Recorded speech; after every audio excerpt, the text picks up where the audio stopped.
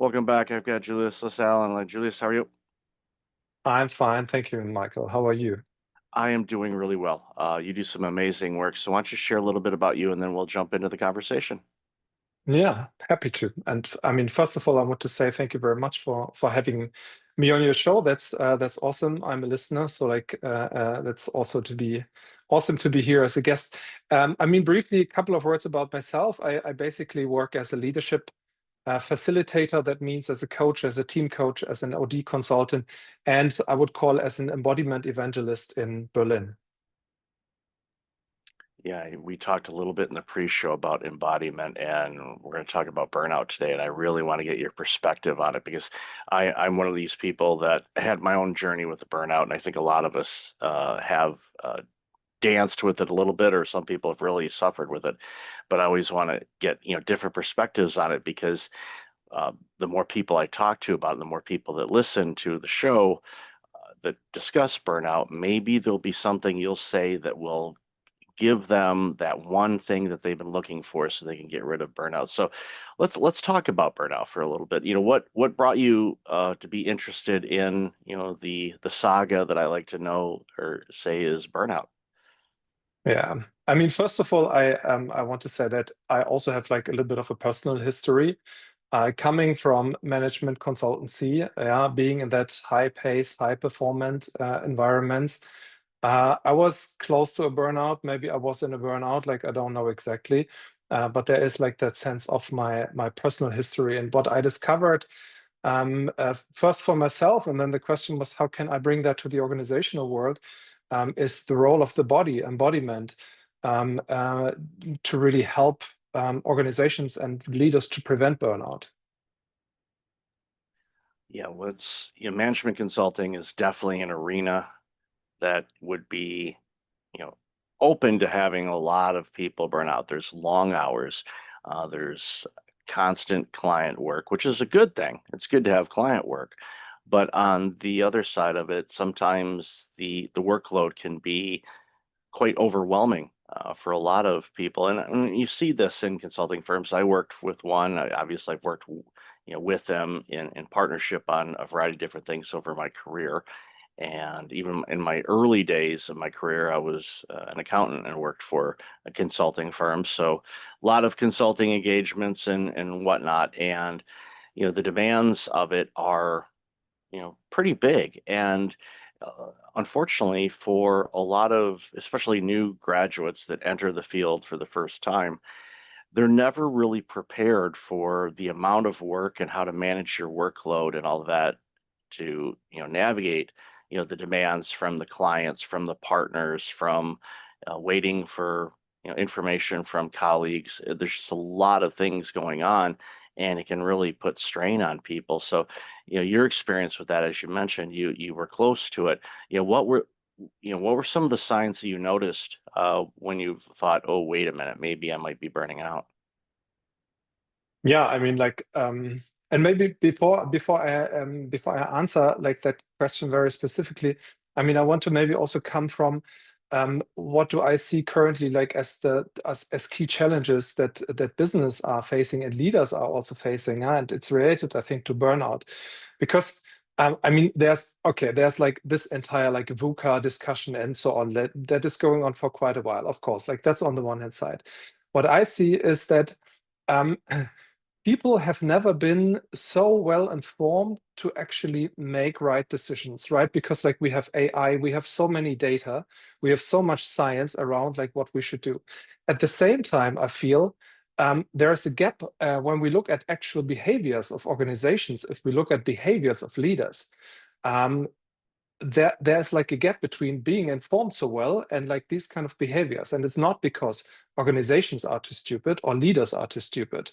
Yeah, I do think that um, knowing what to do on the one hand side and being under certain conditions and being in certain also like let's say patterns, there are things that you have to do, there are things that you have to deliver.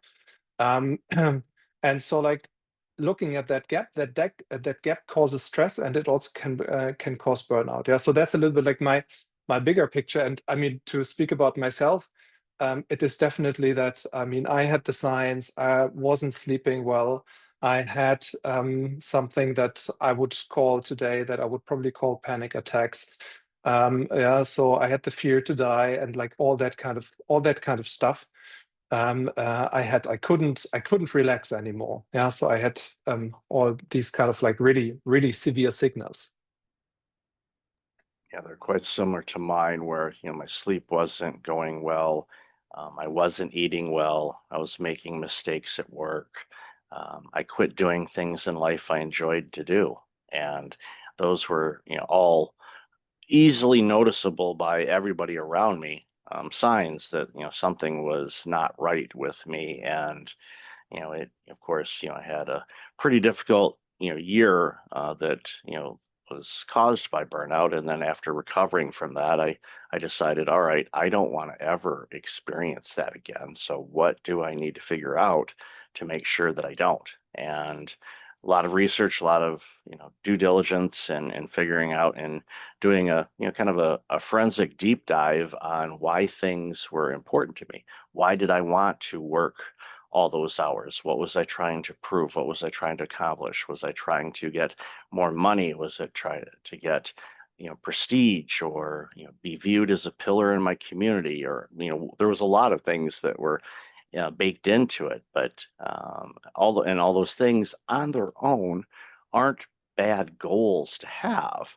But when you do it to your own detriment, that's when it can really be a problem. And we're seeing that. You're seeing it. I'm seeing it. And a lot of organization leaders are, driving themselves, literally into the grave. And it's a scary thing to see because if your leader is not healthy and they end up leaving or having to take a leave of absence because of a health situation, well, all of a sudden, the organization doesn't have its leader, and that can wreak all kinds of problems. And the leader is going to be worried because they're away from things and they can't lead, and it's just a horrible, horrible situation that it doesn't have to be that way. So, what are some of the things that you do to help leaders in the work that you do to kind of help them, prevent from, themselves Yeah, burning out? yeah. And I think like I recently like spoke to a leader about her situation, like, and she said, "Well, I'm probably be able to continue like I do at the moment, like for the next 6 months." And I don't think that doesn't make sense. Yeah. So then she's going out. Maybe she's doing like a sabbatical or something like that, and then she returns. But like the problem remains like the same. So I mean, I had the fortune to get in to get connected or to get that I got in touch with people who are doing like gestalt therapy, embodiment. These are like things that where I where I got education on, and that helped me a lot. And so, like generally, what I do is I really try to connect people first of all with their vitality, yeah, with their aliveness, because that's where I feel that is really the path to follow. Yeah, and it helps people. Sometimes it's about, in my case, it was a lot. I wanted to meet people's expectations. Yeah, so that was like my big thing, and I really had to learn to set my own, to first of all to find my own boundaries, and then also like to set boundaries. Yeah, to become more healthy. And I can tell you like a little bit how I do that with leaders like during my work. Like I worked, for example, like I worked with a leader. She came sort of with the goal that she wanted to become less emotional. Yeah, and I thought that is not what you should do. Yeah, so it's not about becoming like less emotional, but like we worked on two things. First of all, I wanted to help her to actually to express her emotions in an appropriate way in the work setting, because I think it's great to be emotional. It's great to feel like your emotions, but it's not always accepted in the workplace. So that was like one. And on the other hand, like, and she couldn't bring it together, was like her professional role. Yeah, she wanted to be more professional, and I helped her to be more professional, because it's like also like it's a role that you can play. And so we worked like on both ends. And what I'm doing a lot in my coaching, I'm trying to integrate finally. Yeah, it's like a little bit like having the wings of a bird, and you're like sometimes you need to strengthen the wings.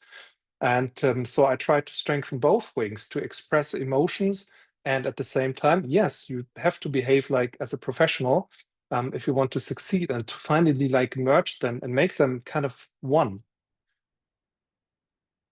And that's another thing that isn't taught very well for leaders is how to harmonize those two things. And not to get into gender specifics, but we know in the history of work, especially corporate work and things like that, female leaders have not been in leadership roles for all that long, to be honest. It's in the last, 20, 30 years, we're seeing a lot more of that.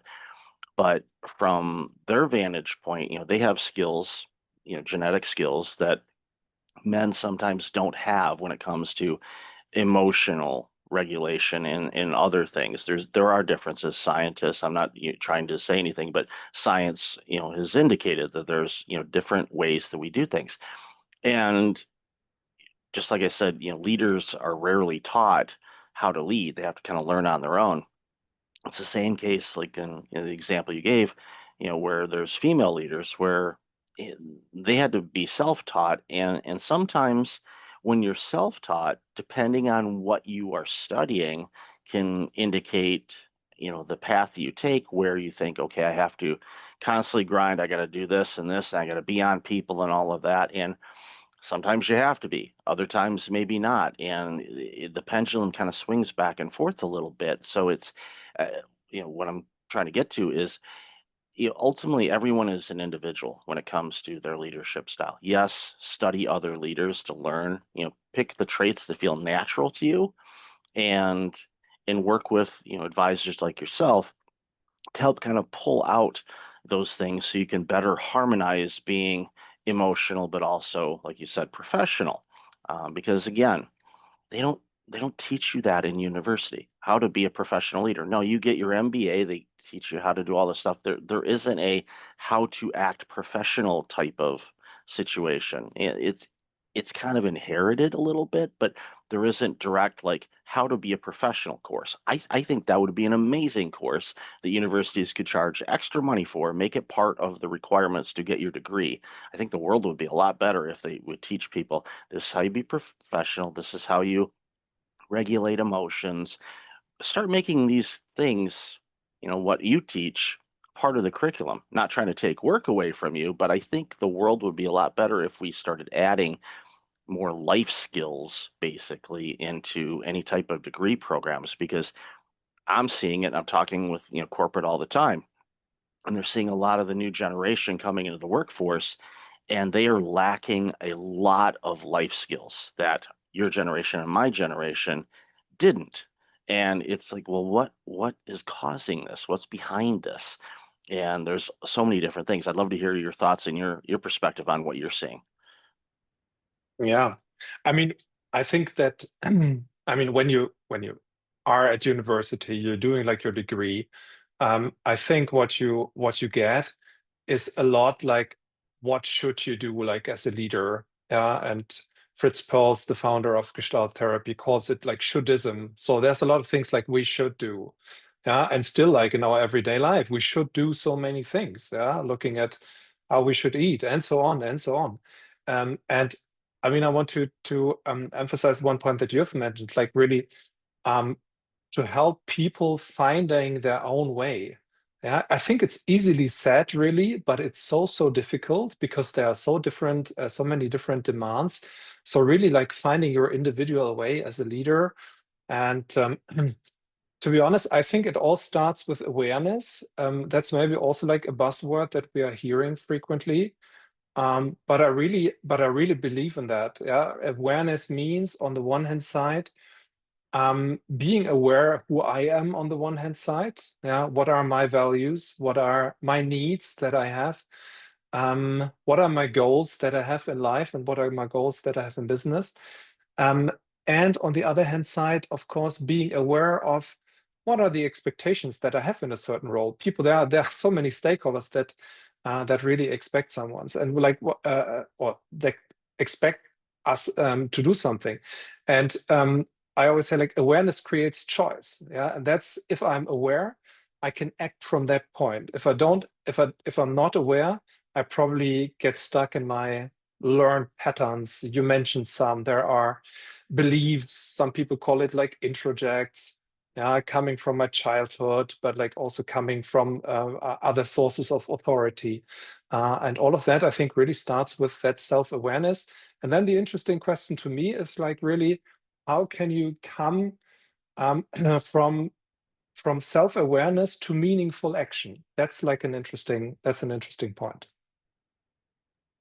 Yeah, when you're burned out, your cognitive abilities suffer and your awareness ability really declines, where you're not aware of how things are going. You're just kind of going through the motions. And I think the awareness is such a beautiful thing. It's, it's insightful as well because, okay, I'm aware this is going on. And then you obviously rely on previous experiences, but also on the tools that you've learned over the years to navigate through those things. And I love how you mentioned you have to become your own leader. And I think for a lot of leaders, even ones that have been in leadership roles for a long time, they may not truly know who they are as a leader or as a person, quite frankly, because sometimes that involves looking inward. And the work that I do, that's an area, and even myself, that's an area that can be a little scary to look at. People sometimes are really, really hard on themselves, and they end up just not wanting to do it, which is unfortunate because there's a lot of answers if you look within and approach it from a point of curiosity. And when I was recovering from my burnout, that's what I did. I did a deep dive and go, okay, why were these things important to me that caused me to burn out? And I didn't do it to beat myself up. Well, the burnout did a good enough job of that. For me, it was how do I figure out why this was important to me so I can look at it with clarity and decide, okay, does that make sense going forward?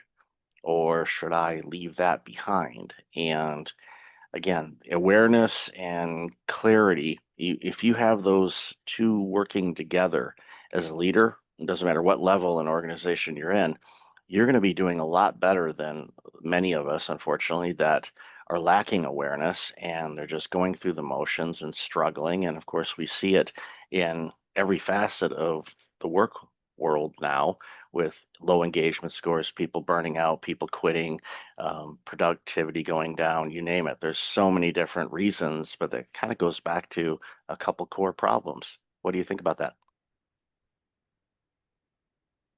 Absolutely. I mean, two thoughts, two thoughts that I have on that. One is, and that's, I think, like that's really interesting to speak to organizations because sometimes they are also like afraid of what could happen if people engage into these processes that you've mentioned, right? Like to really like to explore themselves. What is my purpose? Not only like in my life, but like at work. And so that also like companies sometimes that I speak to, they say, well, Julius, like if we do that and if we go down that road, what will happen? Will people stay? Of course, I believe, well, I think just imagine what will happen if you don't do it, because then they will probably get burned out. But that's like a fear that that people definitely have. And let me like say something about um, what I feel is important. Um, what we've discussed, like I mean, starting with awareness of all these things, and I think you have mentioned it, is and there the body in my perspective plays like really a key role is starting with the body, start with your senses. Yeah, that's how I usually start, but then creating like a focus. And I use a very simple, I call it like 4A model of self-regulation. So it starts with awareness. That's step number one. The step number two is it's called attraction. So like really to figure out with my intuition, with my mind, connecting my intuition and my mind, um, what is my focus? What is it actually? What is attracting to me, and what makes sense also in my environment, in my current role? So like to really find focus to identify with the goal, and then this third A stands for action. So that means moving from that phase of awareness attraction to an action phase, being committed, put energy into something. that you believe in, yeah, that is according like to your values that you really want to achieve. And so that's like that course that I'm going with my clients, from awareness to meaningful action. And there's a fourth A, and that is, I call it alignment, but what it actually means is it's about taking time to reflect and taking time to digest. And that's what I often see in the organizational world. We are so busy, yeah, and from one project directly like to the other project, but it's so important to take time. Sometimes it can be like a day. Sometimes it's necessary.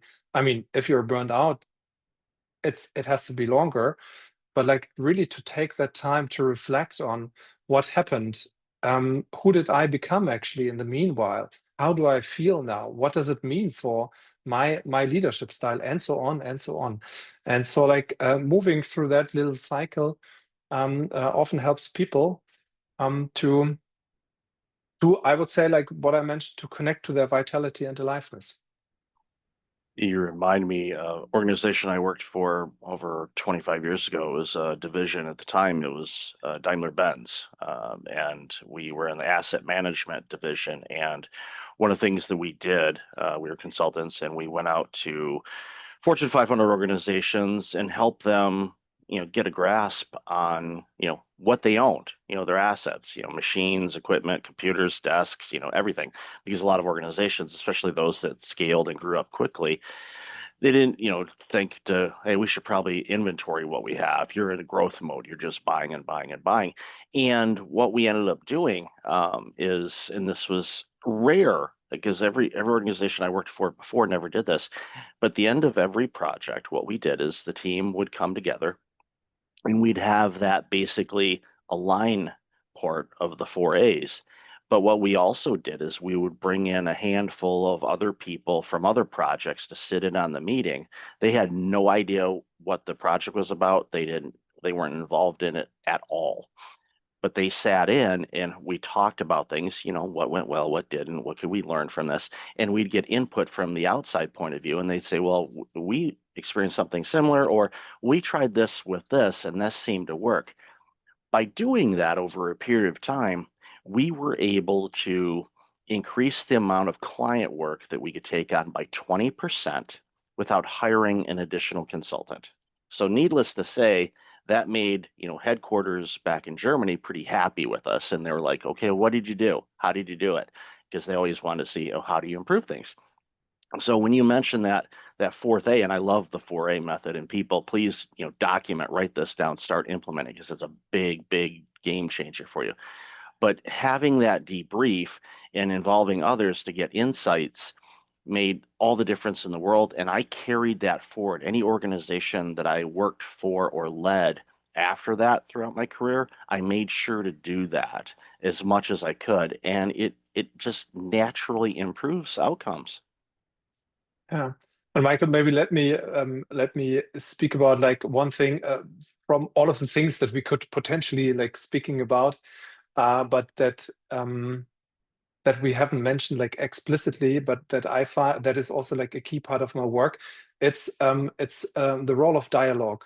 Yeah, and it's the role of dialogue that starts probably with the dialogue within, yeah, but understanding that we live in a relational world, right? Like I mean, of course, like I'm I'm an individual, like I'm a leader, and it matters what I do. But having the understanding of myself, of being embedded um, in a team of other leaders in an organization, and like in the end, like in a whole world, I think that is important. And to foster dialogue between the different elements makes it a lot easier um, to get a little bit from the pressure that we all feel to perform, to get it, I would say, like to get it out, and to see a little bit of the bigger picture. It's important to have dialogue and communicate with your team, and do it as much as you can, and because it helps erase silos, and also it reduces or mitigates any misinterpretation of what the message is or what we're trying to do. So I've loved this conversation, Julius. Where can people find out more about you and all this amazing work you're doing? Yeah, I mean, most easiest thing, either connect with me via my LinkedIn website, or at www.alive.berlin. That's where they can find a lot of the work that I'm doing around embodied leadership, or if they want to take it simple, also at www.lasalle.berlin. And I'd be Awesome. happy to connect. I'm building networks with everyone like who's interested in these kind of topics, and I think we have to stick together. Absolutely. And I'll definitely have all that in the show notes. So, Julius, thank you again for your time and for all the amazing work you're doing. I really appreciate it. Thank you. Thank you, Michael. Bye bye. See you soon.